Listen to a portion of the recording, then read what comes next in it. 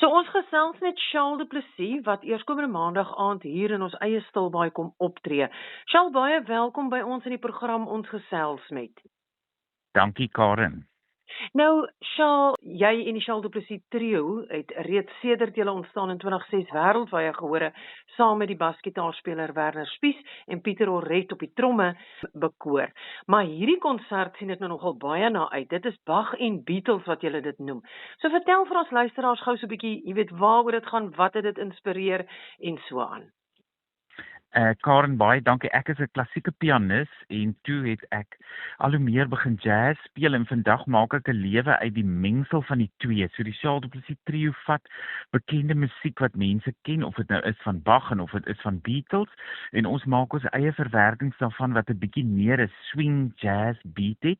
En ons het so lekker tyd al om hierdie musiek op die pad te vat en oral oor die wêreld te speel, en daarom is dit 'n voorreg om dit ook in Stilbaai te kom doen. Jy weet, die gemeenskapssaal in Stilbaai het 'n wonderlike klavier en dit maak natuurlik 'n groot verskil as 'n mens 'n deeglike instrument het om op te kan speel.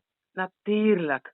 Ag, en weet jy inspireer my altyd so, nê. Ek het so baie van die goed wat 'n mens sien wat jy doen, maar dit is altyd so mooi hoe jy het 'n talent en 'n gawe en 'n liefde vir musiek en die instrument en hoe jy altyd teruggee in die gemeenskap. So dit is sommer net 'n riem in die hart om te sien wanneer iemand hulle passie uitleef soos wat jy doen.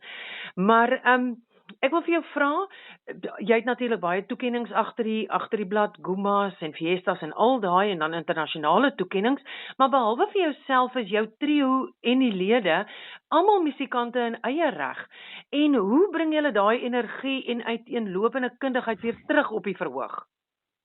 Ag, dis die lekker ding. Werner Spies en Pieter Oret is eenvoudig die ongelooflikste kollegas, omdat hulle elkeen met 'n ander stel agtergrond en waardes en skills na die projek toe kom en 'n groot bydrae maak. Hulle is experts in hulle eie velde, en ek dink wat die gehoor kan verwag van maandag aand is regtig lekker musiek. Ja. Iets wat virtuoos en fyn van gehalte is, maar entertaining, en ek vertel vir hulle stories tussen die musiek oor hoekom ons dit speel, en mens sien selde so fenominale tromspeler en basgitaarspeler op 'n verhoog, en daarom gaan dit heerlik wees om hierdie bekende musiek van die Beatles te kan deel met Stilbaai. Nee, dit is ongelooflik. En natuurlik het jy op vooraanstaande verhoë opgetree, van die Berlynse Filharmoniese Teaters tot die Royal Albert.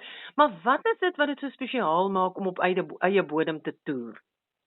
Ek dink om in Afrikaans met die gehoor te kan kommunikeer. Ek praat gewoonlik so mengsel van Engels en Afrikaans, maar om grappies en verwysings te kan maak na goed wat jy weet mense verstaan. Dis jou mense, en jy weet hoe dit op die oor val en hoe dit in die hart voel. Dis wat dit so lekker maak in Suid-Afrika, en om deel van die gehoor te kan voel. Dis 'n ander ervaring waar 'n mens in 'n internasionale teater so bietjie soos 'n gas voel dit soos by jou eie huis, en dit is waarna ons regtig uitsien.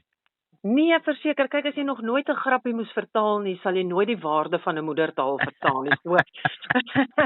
Maar Charles, ons sien verskriklik uit om jou en die manne te sien maandag aand op die verhoog.